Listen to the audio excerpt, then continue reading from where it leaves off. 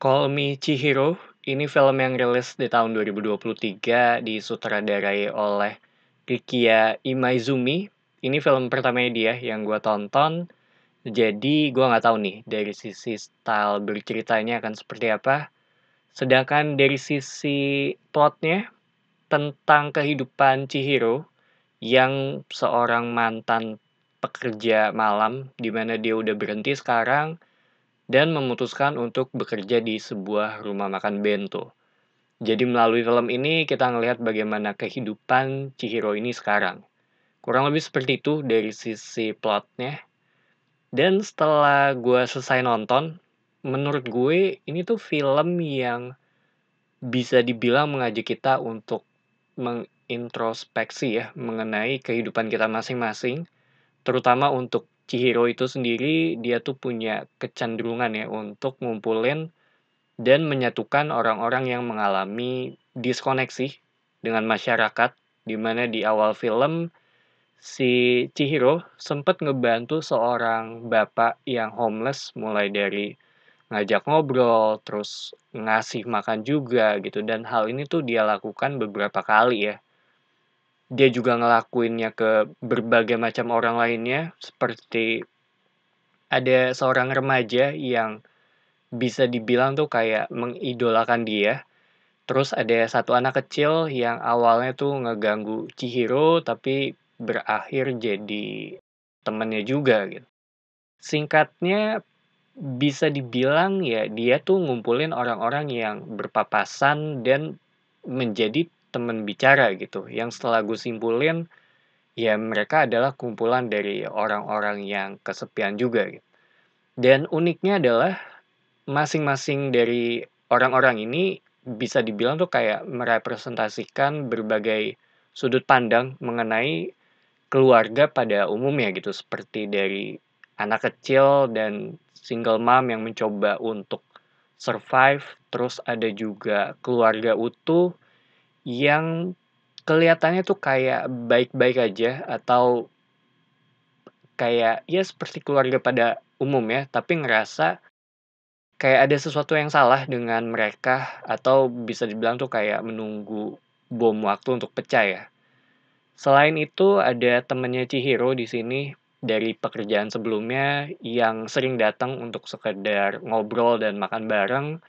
Jadi seperti kayak ngelihat kehidupan manusia pada umumnya gitu dengan masalah yang menurut gue tuh ada di sekitar kita juga gitu.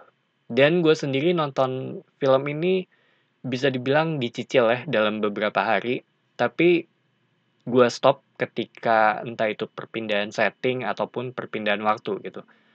Dan menurut gue ini sih pas ya, karena kayak memberikan semacam efek seolah-olah tuh kalau kita tuh kayak ngikutin kehidupan sehari-harinya si Chihiro ini gitu. Bisa dibilang tuh kayak ilusi ya, seolah-olah tuh kita ngelihat bagaimana kesehariannya Chihiro kayak hari ini tuh kita ngelihat kehidupannya dia dan besok ngelanjutin filmnya kita ngelihat kehidupannya dia juga gitu. Walaupun kalau untuk film ya intensinya kan ditonton dalam satu sitting ya, tapi menurut gue untuk film ini masih bisa dinikmati secara potongan, bahkan kayaknya bahkan lebih baik ya ditonton dengan cara seperti ini gitu.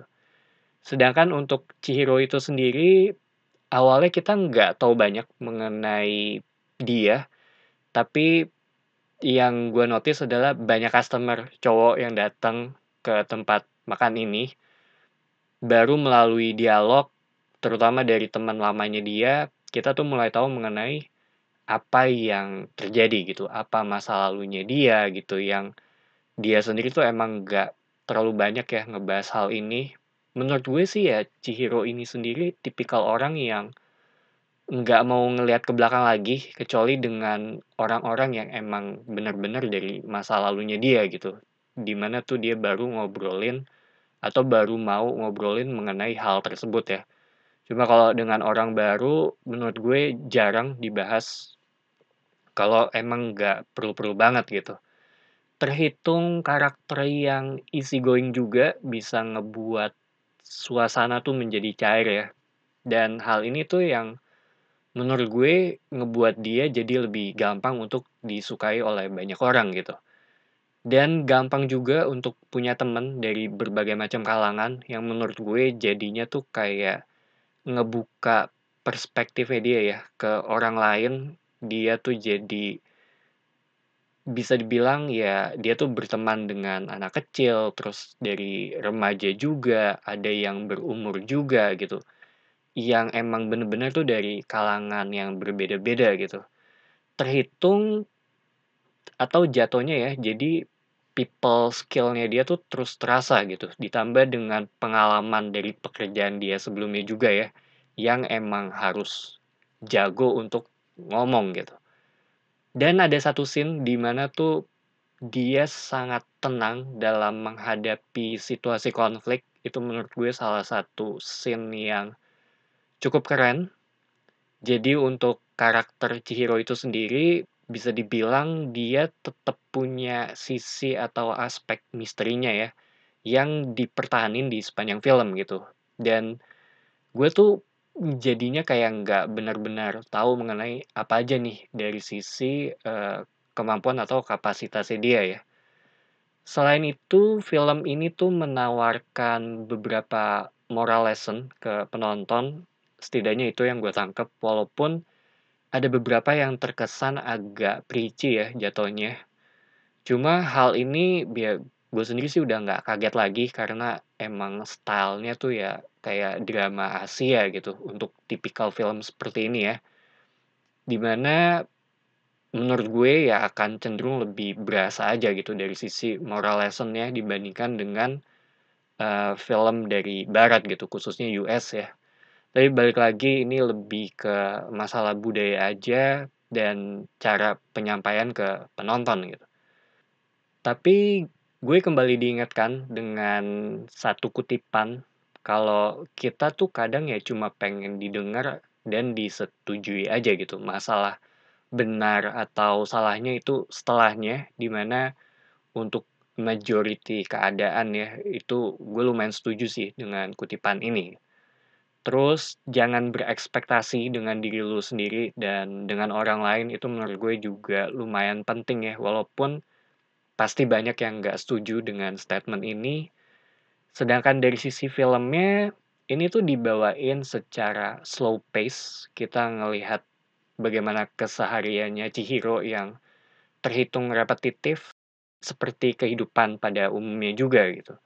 Dari sisi sinematografinya, menurut gue ini bagus. Beberapa shot tuh terhitung melankolis ya, ditambah dengan komposisi warna dan cahaya yang digunakan gitu. Terutama untuk scene pada malam hari, itu menurut gue cantik banget di film ini. So, Call Me Chihiro, ini film yang menurut gue cocok untuk ditonton sebelum tidur, karena kita tuh diajak untuk merefleksikan mengenai kehidupan kita, tema yang mereka bawa juga terhitung realistis dan dekat dengan kehidupan kita. Judul filmnya juga memiliki makna, endingnya juga menurut gue dalam ya. Kalau dia tanya rekomen apa enggak, buat gue iya. Cuma mungkin karena agak lambat, gue ngelihat ini tuh bisa membosankan untuk beberapa penonton. Jadi itu aja opini gue mengenai film ini. Thank you for watching. It's me Patrick signing off.